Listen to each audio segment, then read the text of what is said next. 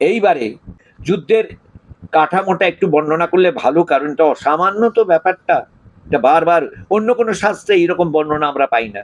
তাই একটু যা বর্ণনা আছে সেটাই একটু পড়ে আমি এখানে শোনাচ্ছি।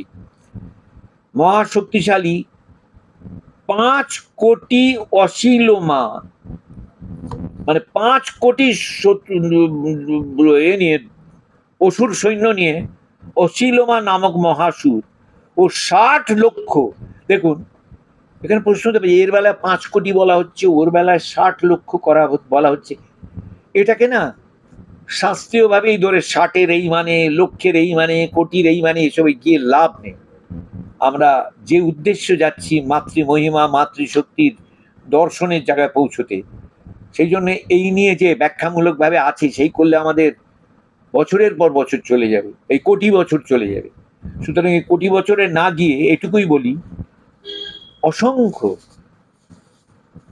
অগণ্য, মানে গুণে শেষ করা যায় না, নগণ্য না অগণ্য, মানে এই নিয়ে একদম এসে, অর্থাৎ যত রকম ভাবে বিরোধিতা করা যায় সেই পরমার শক্তিকে, সেইগুলো এক জায়গায় একত্রিত হয়ে ঝাঁপিয়ে পড়লো। পট করে আমার একটা অন্য প্রশ্ন, কার শক্তি সেগুলো? মায়েরই শক্তি। তাহলে এটা লীলাচ্ছলে মাই দেখাচ্ছেন যে আমি যখন পরিত্রাণের জায়গায় আসি তখন আমারই দ্বারা সৃষ্ট এই আসুরি শক্তিকে আমি অবলীলাক্রমে কিভাবে বিনাশ করি, দ্যাট ইজ দ্য থিং। সেটাই হলো এখানে লক্ষ্য করা। আমরা অনেক ভক্ত জীবনে, সাধক জীবনে, নাম করছি না, মা তুমি আছো, তারপরেও মা এগুলো হচ্ছে, মা তুমি রক্ষা করো, এগুলো থেকে তুমি ত্রাণ করো, এটা জগৎগতভাবে সত্যনিষ্ঠ প্রার্থনা না, ওটা ব্যক্তিগতভাবে সত্যনিষ্ঠ প্রার্থনা। আমি এগুলো অসুবিধে পড়েছি আমার এই কাঠামোয়, আমারই মানসিকতায়। যাদের যে কাঠামো, যে অসুবিধাগুলো পড়ছে ওগুলো আবার অনেকের কাছে সুবিধা দিচ্ছে, কালোবাজারি করতে সুবিধা দিচ্ছে, ক্ষমতার দম্ভ দেখাতে সুবিধা দিচ্ছে, নিজেদের লোককে প্রতিষ্ঠা করতে সুবিধা দিচ্ছে, আমার অসুবিধা হচ্ছে। তার মানে ওটা ব্যক্তিগত জায়গা থেকে, ওগুলো কার দ্বারা? সেই একেরই দ্বারা। যখন এটা অনেকের মধ্যে হয় তখন এটাও গড়ে ওঠে এই মহিষাসুরের বিরুদ্ধে আন্দোলনের মতো। আমার এই কথার মধ্যে কিন্তু সামান্যতম ভাবে রাজনীতির কোনো ব্যাপার নেই। আমি পাছে ভুল করে কেউ ভাবেন তাই বলছি। আমি এখানে যে সুন্দর বর্ণনা আছে সেটা পরিষ্কারভাবে এই দিকে আমাদের আঙুল দেখিয়ে দিচ্ছেন যে মহামায়ার শিক্ষাটা তাই, যে কখনো তোমাদের জায়গায় তোমরা, মানে আমি এখানে তোমাদের মানে আপনাদের বলছি না, আমাদের আর কি, তোমাদের জায়গায় তোমরা কখনো নিজেদের কোনো বিশেষত্বকে করে অপপ্রয়োগে নিও না, সেটা আসুরি হয়ে উঠবে, এবং আসুরি হয়ে উঠলে তখন কিন্তু ভয়ঙ্কর ভাবে সেটা বিনাশ হবে। এটা আমারই শক্তিতে হবে, তোমাদের মধ্যে আমারই শক্তি, সেটা সচেতন হয়ে যাও। তাহলে আমাদের মধ্যে বিকার আসছে কেন? ব্যবস্থা দেওয়া আছে, এটাই একটা খেলা, খেলাই লীলাই সমস্তটাই জগৎ, লীলাটাই সম্পূর্ণতা। এর যেমন একটা কঠিন কঠোর বাস্তব ব্যাপার আছে, যখন একটা আকস্মিক দুর্ঘটনায় আমরা দেখি শিশু থেকে বৃদ্ধ মারা যায়, অগ্নুৎপাতে এই হয়ে যায়, লড়াইয়ে নিরীহ লোক মারা যায়, তখন যন্ত্রণা তো ওঠে, সঙ্গে একটা কথা আছে এইখানে, খুব কঠোর করুণ ব্যাপার, সমস্তটাই কিন্তু তার, শ্মশানও তার, ফুলের বাগানও তার, তার লীলায় এটা কেন ওটা কেন আমাদের কাছে পয়েন্ট হওয়ার না, আমি যেন তোমার হয়ে তোমার বোধে জাগ্রত হতে পারি, এটাই হলো আমাদের ব্যাপার। অর্থাৎ তার লীলার ডিসেকশন করে এটাই হলে ভালো ওটাই হলে ভালো না। যদি আমার সামনে দেখি করোনার মতো প্রবলেম, আমি বৈজ্ঞানিক, আমি চেষ্টা করব করোনার ওষুধ বের করতে, কিন্তু এটা কেন হয়েছে নিয়ে নিশ্চয়ই ঘেঁটে সেটা তুলে করে, কিন্তু এই সৃষ্টি হওয়াটা ঠিক হয়নি, সুতরাং এই জগৎ লীলার পেছনে কাঠামো একটা ভুল আছে, এই বোধে না, যা সামনে হচ্ছে সেটা অনুযায়ী মোকাবিলা। এই ভাবটা না রাখলে বিপর্যয় বাড়বে বই কমবে না।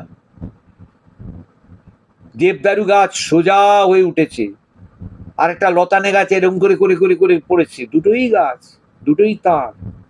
তুলসী গাছ এইটুকু, বেল গাছ এত বড়, দুটোই গাছ, দুটোই ফুলের পুজোয় লাগছে, তুলসী পাতাও লাগছে, বেল পাতাও লাগছে। আমার এখানে বলাটা তুলনামূলক বলার জন্য না, বলাটা সবটাই যার, ছোট বড় তার কাছে নেই। খুব ইম্পর্টেন্ট কথা এটা। অনেক যার তার হতে পারে, আমার অনেক আছে, বড় বড় জিনিস আছে,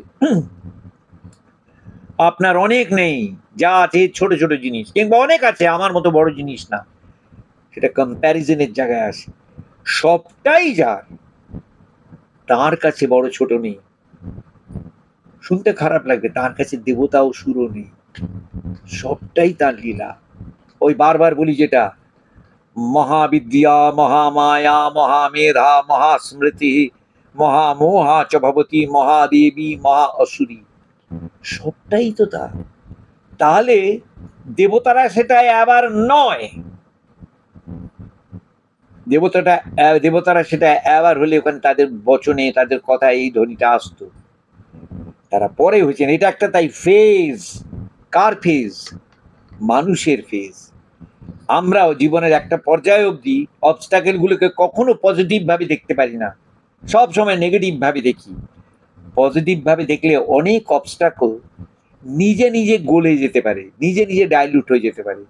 যে আমাকে একটা বাধা আমি পাচ্ছি, এই বাধাটা আমার কাছে বারবার আসছে, এটা আমাকে সিজনড করার জন্য, আমাকে দৃঢ় করার জন্য। এই বোধ থেকে যখন আমি বাধাগুলোকে দেখতে পাবো, তখন সে বাধা কিন্তু আমার সহায়ক, সে বাধা কিন্তু আমায় এগিয়ে যাওয়ার পাথেও। এখানে আমি মহিষাসুরকে এই পাথর জায়গায় রাখছি না, কিন্তু আমাদের প্রত্যেক বছর পুজোয় মহিষাসুর চিনিয়ে দেয় নিজের ভেতরের অসুরী শক্তির কি দশা হয় দেখো, এটাই সেখানে পজিটিভ দিক।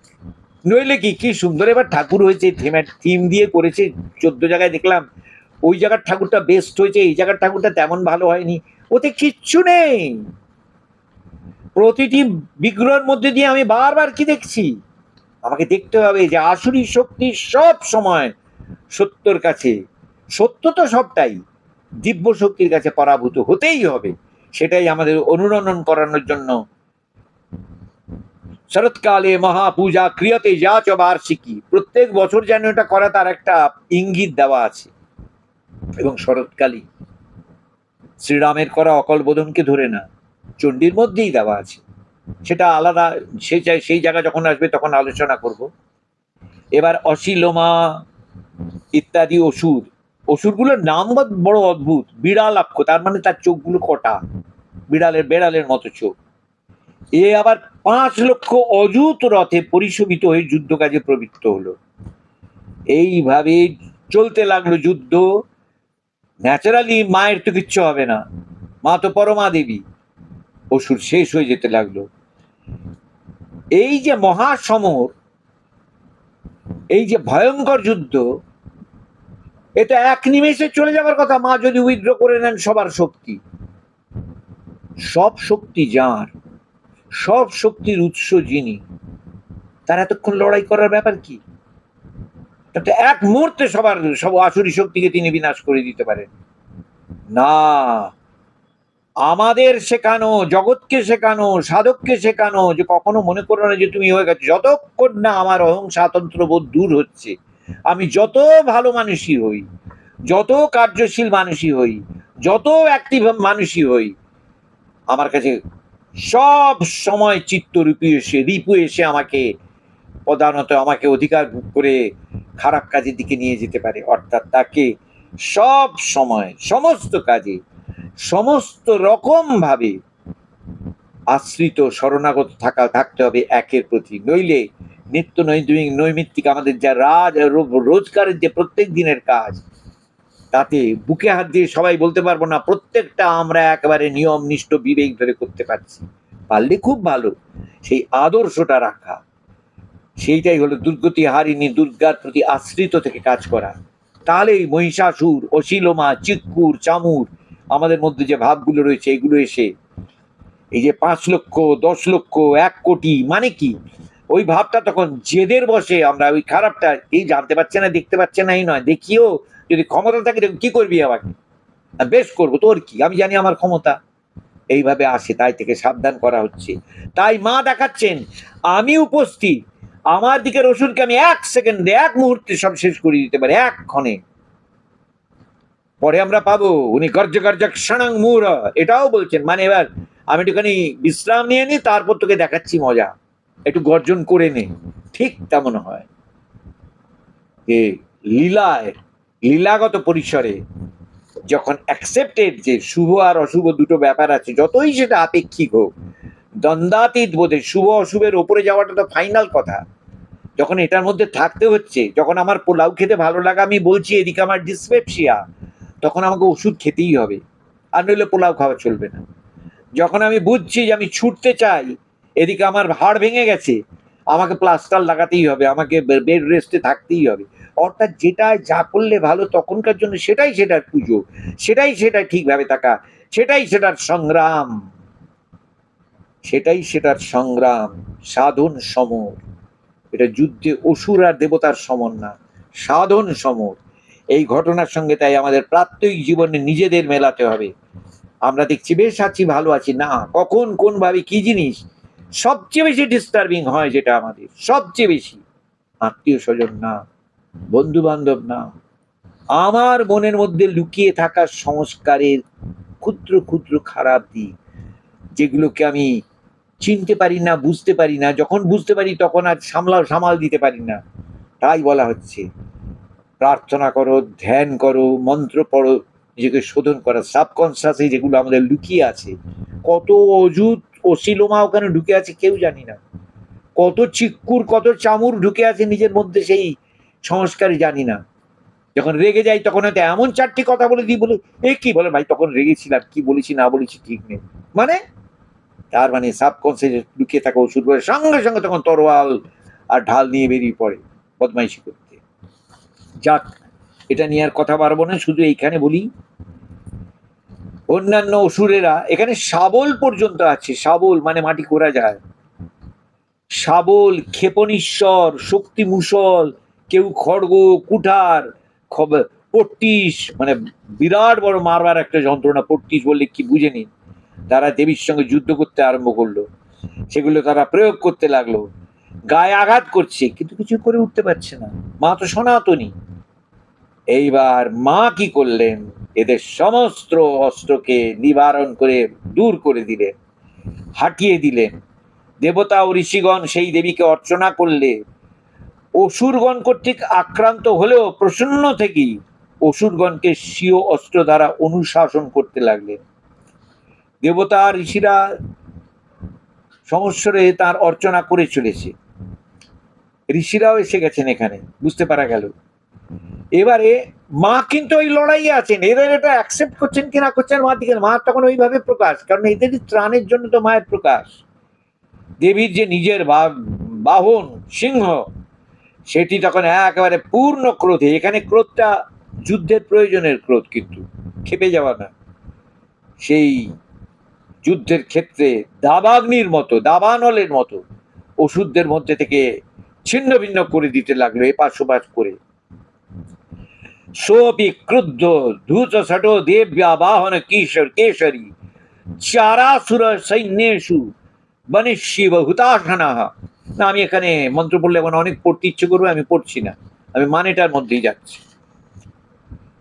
এখানে জড় চৈতন্য জ্ঞান বা অজ্ঞানের গান, তাই শক্তি, এখানে বলে কিছু ব্যাখ্যা আছে। আমার মনে হয় এই যে অস্ত্র নিয়ে ব্যাখ্যা কিংবা আসুরি শক্তি নিয়ে ধরে ধরে ব্যাখ্যা, এটা আমরা শেষ পর্যায়ে শুম্ভ নিশুম্ভর ক্ষেত্রে করলেই ভালো, সেখানেও এটার প্রভূত ব্যাপার, এই অস্ত্রের ব্যাপারগুলো আছে। দরকার পড়লে তখন বলবো, এখন এই যুদ্ধটা থামা দরকার, মায়ের প্রকাশ হয়ে যাওয়াটা দরকার, দেবীর বন্দনাটা সামনে আসা দরকার।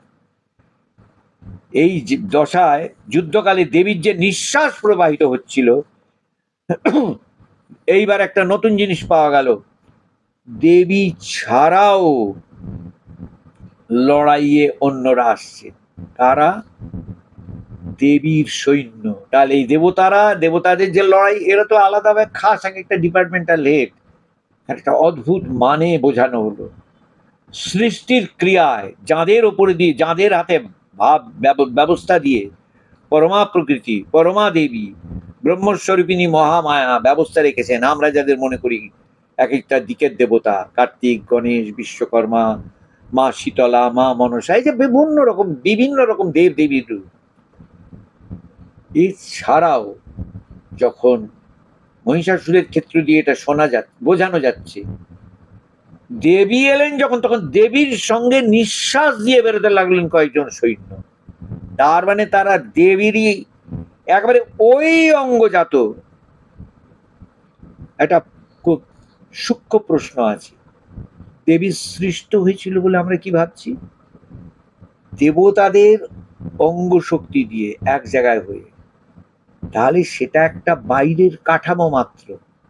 কারণ দেবীর নিঃশ্বাস থেকে যে সৈন্য সৃষ্টি হচ্ছে, তার সেগুলো তো তাহলে দেবতাদের শক্তি থেকে হওয়া না, দেবীর শক্তি এদের কাছ থেকে এদের নিবেদন হিসেবে নিয়েছেন। ওই যে বাইরের মোড়কটা নিবেদন হিসেবে নিয়েছেন অস্ত্রগুলো। আমরা যেমন তুলসী পাতা বেলপাতা দিই, সরস্বতী পুজোর সময় কলম পেন্সিল দিই, নিয়েছেন। আসলে সবটাই তার মূল শক্তি থেকে হচ্ছে। লড়াইটা যখন আসুরি শক্তির থেকে হচ্ছে, সঙ্গে হচ্ছে, তখন নিঃশ্বাসে, অর্থাৎ তার প্রাণ শক্তি থেকে উদ্গত হতে লাগলো। নিঃশ্বাসের বায়ু থেকে তো মানে বায়ু দেবতা হয়ে যায়, তা নয়, তার প্রাণ, মানে দেবীর মধ্যে যে প্রাণ শক্তির ক্রিয়া, একটা কাঠামো নিয়ে নিয়েছেন তো, তার মানে তিনিও আমাদের মতো নিঃশ্বাস প্রশ্বাস নেন। তার প্রাণ শক্তির মধ্যে থেকে তখন এই নিজেরই মধ্যে থেকে সৃষ্ট হওয়ার অসুরের বিরোধীতে নিজেরই মধ্যে থেকে সৃষ্ট হওয়া দেবতার শক্তি, দিব্য শক্তি বেরোতে লাগলো এক একটা রূপ ধরে। তারা ইন্দ্র অগ্নি বরুণ নন, তারা দেবীর শক্তি, অর্থাৎ মূল শক্তি থেকে প্রকাশ। এখানে খুব কথাটাকে খুব আমাদের বুঝতে হবে।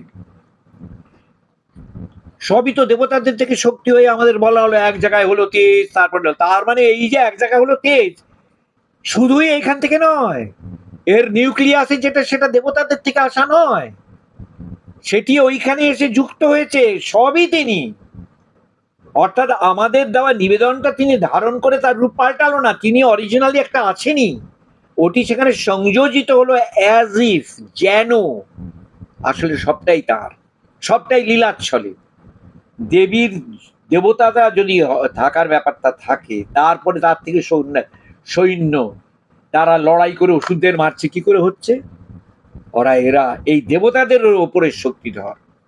তবে মহামায়ার প্রত্যক্ষ শক্তি, মহামায়ার প্রত্যক্ষ শক্তি কি আর কি নয় মানুষের ভাবার অগোচর।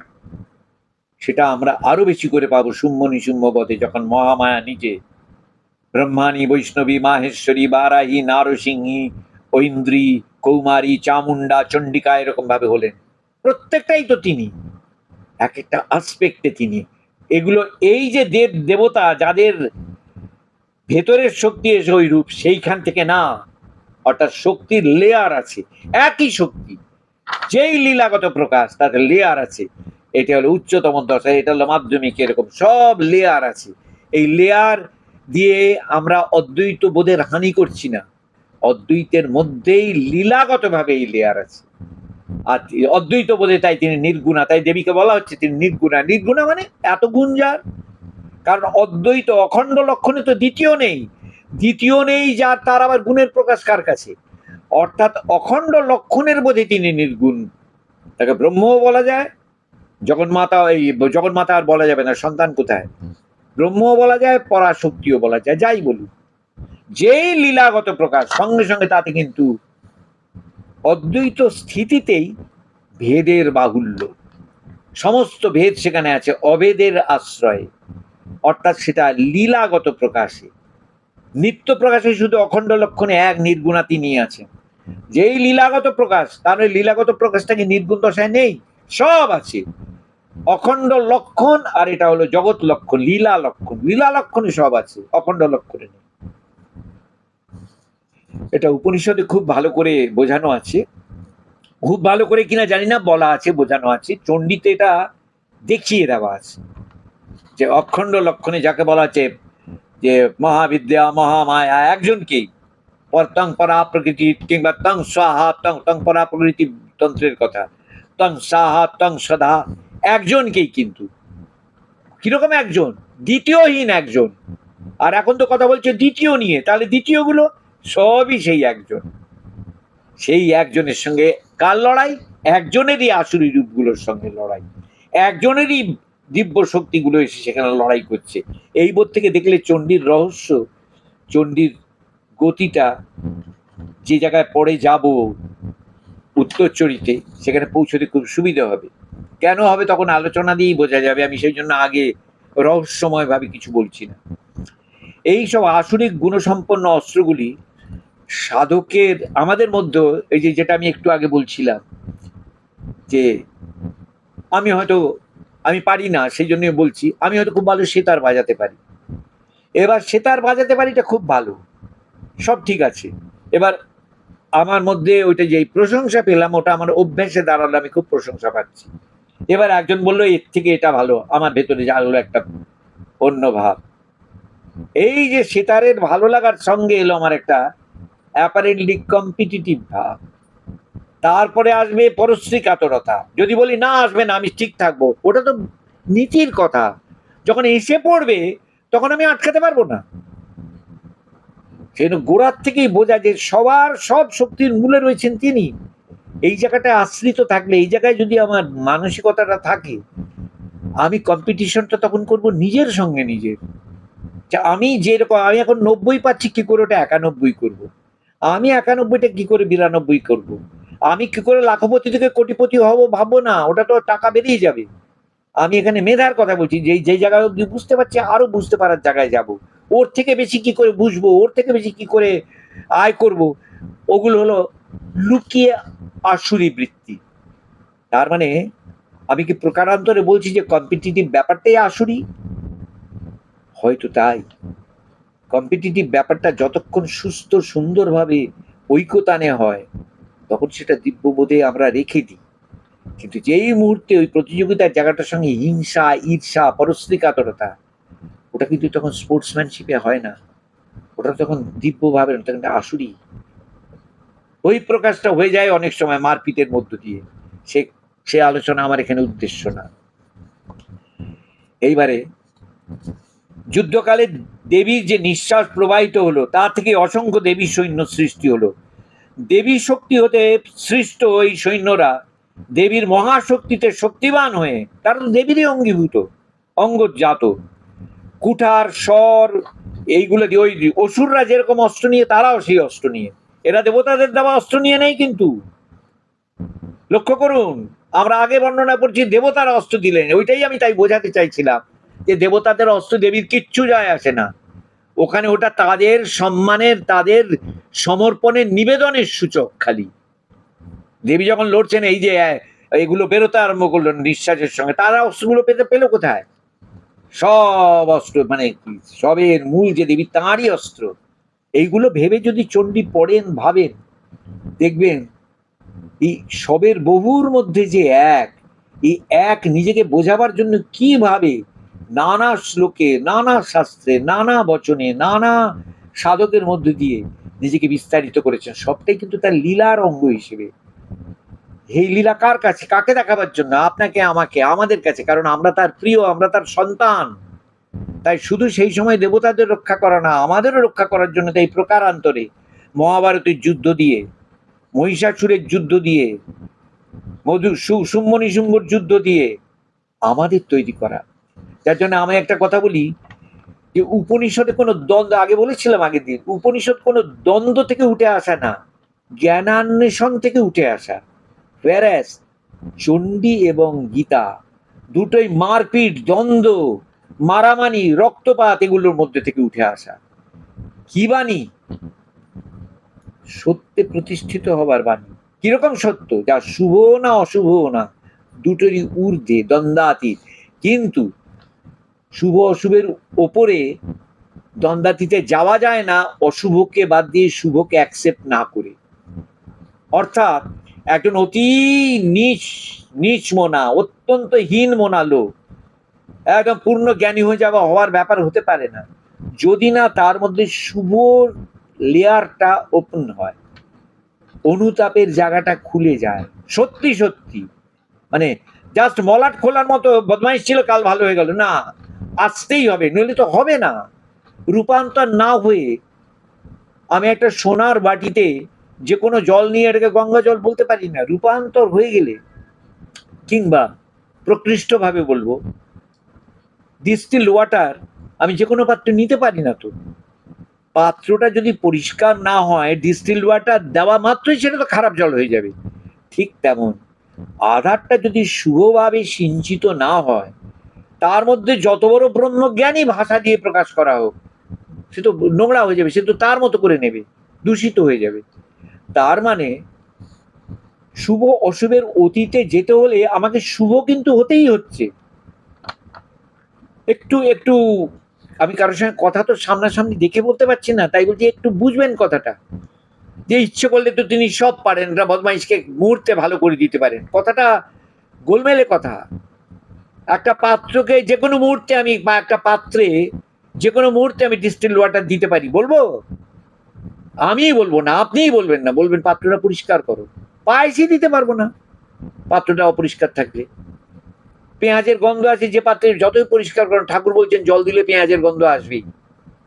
তাহলে অতি বড় আধারও যদি হরে কৃষ্ণ কিংবা চণ্ডিকার মন্ত্র শরণাগত দিনার্থ দেওয়া হয়, তার আগে ওই মন্ত্র বলে আগে পরিষ্কার হওয়া দরকার, তারপর সে সেটার ভেতরে ঢুকতে পারবে। এই কথাটা এটার সঙ্গে বললাম কেন, দেবতাদেরও তাহলে প্রস্তুতি নিতে হয়েছে এই জায়গাটায় যেতে, তাদের এই শোধনটা নিতে হচ্ছে, তাদেরও নিজের মধ্যে পরিষ্করণ লাগছে। তারা সুরত সমাধি যেমন বলছেন কেই মহামায়া, তেমন দেবতাদেরও বুঝতে হয়েছে কেই মহামায়া। তারা শুধু জানতেন ব্রহ্মা বিষ্ণু মহেশ্বরকে, মনে রাখবেন, তারা স্রষ্টা পালনকারী লোক, তারা কিন্তু জানতেন না যে তিনের অতীতে যিনি আছেন তিনি সব। এরা তিনজন জানতেন। জানার কারণ ব্রহ্মা মহা তংসদা মন্ত্রে তাকে অভিষিঞ্চিত করেছিলেন। সেটা দেবতারা সেটা অ্যাওয়ার না দেবতারা। কেন উপনিষদে আমরা দেখি যে মা এসে তাদের ব্রহ্মশক্তিকে অ্যাওয়ার করছেন। এগুলো পরতে পরতে বুঝবার ব্যাপার। দেবতা ভাবলেই আমরা ভাবি পূর্ণ দশার, না, দেবতা ব্যাপারটা উপনিষদে এবং চণ্ডীতে হলো বিশেষ ক্ষমতা সম্পন্ন, বিশেষ ভাবনা চিন্তার প্রযুক্তির এক একটি আধার। সবের উপরে যিনি, তিনি সবসময় এক অদ্বিতীয়া। তিনি জগন্মাতাই বলুন আর ব্রহ্মই বলুন। বেদান্তের ভাষায় বললে বলবো সর্বশক্তি সমন্বিত ব্রহ্ম, তন্ত্রের ভাষায় বললে বলবো ব্রহ্মস্বরূপিণী মহামায়া পরমা শক্তি। এক, ভাষার তফাতে শুধু বলা, এবং ভাষার তফাৎ করাটাও মা হইয়ে দেন বলে। এটা আমরা যদি বলি এ তো মানুষ ভেবেছে, আরে মানুষ ভাবলো কি করে? মানুষের ভাবনায় মানস নেত্রে ওটা উঠেছে, মানুষ ক্ষেত্রে ওটা জেগেছে বলে তো। সুতরাং সবের পেছনে তিনি উৎস। কি মহিষাসুর, কি ইন্দ্র, কি অগ্নিবরুণ, কি শুম্ভ নিশুম্ভ, সবের উৎসে তিনি। একই বাহং জগত্তত্র দ্বিতীয় আকা মমা পরা। এই যুদ্ধ চললো। আমি আজকের কথা আর বেশি বাড়াবো না, শুধু বলছি এই যুদ্ধ চলতে লাগলো। এই যুদ্ধের সঙ্গে সঙ্গে এই দেবতারা কিছু করছেন না, কিন্তু দেবীর যে সৈন্যরা, তারা প্রচন্ড লড়াই করে কিন্তু ওই সৈন্যদের মারছে। আর মা লড়াই করছেন এই দেবতা, এই অসুরদের এক লিডারদের সঙ্গে। মায়ের নাক দিয়ে আগুনের রশ্মি বেরিয়ে ওদের শেষ করে দিচ্ছে, ভস্ম করে দিচ্ছে। এই সমস্ত জিনিসটার মধ্যে যদি আমরা একটু কল্পনা নেত্রে দেখি, একটা দৃশ্যর মতো, নাটকের মতো, দৃশ্যর মতো এক মহাশক্তি ধরে নারী লড়াই করে চলেছেন, তার নাক দিয়ে নিঃশ্বাসে এরকম দেবতা দিব্য সৈন্য বেরোচ্ছে, আর অপর দিকে ভয়ঙ্কর আসুরি চেহারা নেওয়া দৈত্য দানব আক্রমণ করছে, সব শেষ হয়ে যাচ্ছে। আর ক্রমে দেবী এগিয়ে গিয়ে এদের সাফ করে দিচ্ছে। কার আসা প্রস্তুতি হচ্ছে? মহিষাসুরের, মানে এবার ফাইনাল যুদ্ধের জায়গা। অনুবাদে আছে যেটাকে পড়ে দিই, দেবী সুতীক্ষ্ণ অস্ত্রাঘাতে কোনো ওষুধ দ্বিখণ্ডিত হয়ে যাচ্ছে, কেউ বা গদাঘাতে শায়িত, কেউ বা সঙ্গে সঙ্গে মারা যাচ্ছে, কেউ রক্তবমি করছে। এখানে বর্ণনা আছে, দেখুন, এগুলো ব্যাখ্যা করে বলার লাগবে না, এটা চণ্ডী পড়লেই সবাই পাবেন। আমি তো একটু ছুঁয়ে যাচ্ছি। বহু সৈন্য সর্বাঙ্গে বাণবিদ্ধ হয়ে ভূমিতে পড়ে ছটফট করছে। এগুলো এই যে ছটফট করছে মানেটা কি? তার মানে আমাদের কতগুলো বৃত্তি আছে, পুরো সঙ্গে সঙ্গে যায় না, মনের মধ্যে খানিকক্ষণ কিলবিল করে, বুঝি এটা ঠিক না, কিন্তু মাঝে মাঝে আবার চিড়িক চিড়িক করছে। এইগুলোই হলে কিন্তু আসুরি শক্তির ছটফট করা। আর কতগুলো ও এই আর ওটা মনে নেই, সেটা হলো আসুরি শক্তির এখান থেকে আমার ভিতরে বিনাশ হওয়া। এইগুলো বোঝাচ্ছে। যুদ্ধে জঙ্ঘাদেশ ছিন্ন সৈন্যগণ ভূমিতে পড়ে রইল, কারোর মস্তক হতে মাথা থেকে একেবারে মাঝখান থেকে সোজা দুটুকরো হয়ে গেল। এখানে বোঝানো হচ্ছে আমাদের মধ্যে এক একটা বোধ কিভাবে শেষ হয়ে যায়। কোনোটা গদাঘাতে মানে আমি এটা খুব আঘাত পেয়ে না আর এরকম করব না, আর কোনোটা হয়তো বুঝে ধীরে ধীরে বুঝে স্পাইরালি গিয়ে ইস সেটা তো ঠিক হয়নি। অর্থাৎ আমাদের মধ্যে যে বৃত্তিগুলো এসে ডিস্টার্ব করে, উপদ্রব করে আমাদের, তার পজিটিভ দিক হলো আমাদের স্টেডি তৈরি করে, আমাদের সিজন করে। আর প্রযুক্তির দিকের ব্যাপার হলো কারোর ক্ষেত্রে দেখা যায় ওই দোষটা এমন একটা ঘটনা তার সামনে হলো, সঙ্গে সঙ্গে চলে আর আমি এই ভুলটা করব না। আর কারোর ক্ষেত্রে দেখা যায় ঠেকে শিখে বারবার আঘাত খেতে খেতে সেটা হয়। এটাই হলো অসুরগুলো গদাঘাতে মরছে না, গদা ধাক্কা খাচ্ছে, কিন্তু ধীরে ধীরে ধীরে ধীরে সেটা যাচ্ছে, কিন্তু যাবেই। এইভাবে অসুররা শেষ হয়ে গিয়ে সেই সমরে দেবী অসুরগণের মস্তক কেটে ফেললো। কোনোটা এত শক্তিশালী যে তখনও তার হাত চলছে সেই অস্ত্র নিয়ে। অর্থাৎ খারাপ যে ব্যাপারগুলো আমাদের মধ্যে ডিস্টার্ব করে তার হয়তো মূল নিউক্লিয়াসটা আমার ভেতর থেকে চলে গেছে, কিন্তু তার যে সাইড এফেক্ট আমাদের মধ্যে রয়ে গেছে যেতে চায় না। কতগুলো আছে মূলের সঙ্গে ওটাও চলে যায়, কতগুলো খারাপ ভাব। এটা আমি কাউকে লক্ষ্য করি কিংবা কোনো ব্যক্তি বিশেষ কিংবা কোনো নেতা কিংবা কোনো মানুষ কিংবা কোনো ব্যবসাদার কিংবা কোনো পণ্ডিতকে ধরে বলছি না, আমি একেবারে এভরিওয়ানকে ধরে বলছি, কম বেশি প্রত্যেকের মধ্যে আছে। এবং প্রত্যেকের মধ্যে ওটা পরিষ্কার হওয়া একভাবে হবে তা নয়। কারোর ক্ষেত্রে কোনোটা চট করে ঠিক হয়ে যায়, কারোর ক্ষেত্রে অনেক দিন লাগে, কিন্তু হবেই। আশ্রয় যে নিয়েছে, শরণাগত যে হয়েছে, তার হবেই ত্রাণ। আমরা অনুবাদের মধ্যে যাচ্ছি, ব্যাখ্যায় আর না গিয়ে, কারণ যুদ্ধের ব্যাখ্যাগুলো করা মানে শুধু সময় যাওয়া। আগুনের বহ্নিতে যেমন সমস্ত স্তূপাকার কাঠকে মুহূর্তে ভস্মীভূত করে, সেই রকম আগুন এসে সেই রকম দেবীর মধ্যে থেকে আগুনের বেরিয়ে গিয়ে নাক দিয়ে তেজে প্রবল প্রতাপশালী অসুরগণ শেষ হয়ে যাচ্ছিল, ভস্মীভূত হয়ে যাচ্ছিল।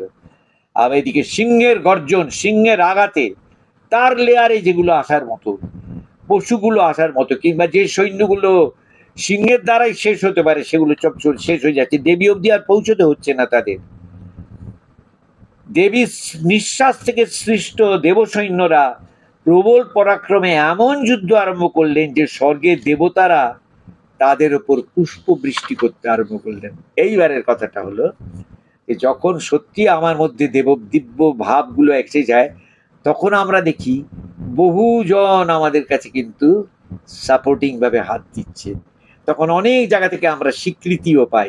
আমি এটাকে সূত্র হিসেবে নিতে বলছি না, তাদের কাছে আমি হয়তো তখনও পর্যন্ত চোখে পড়িনি।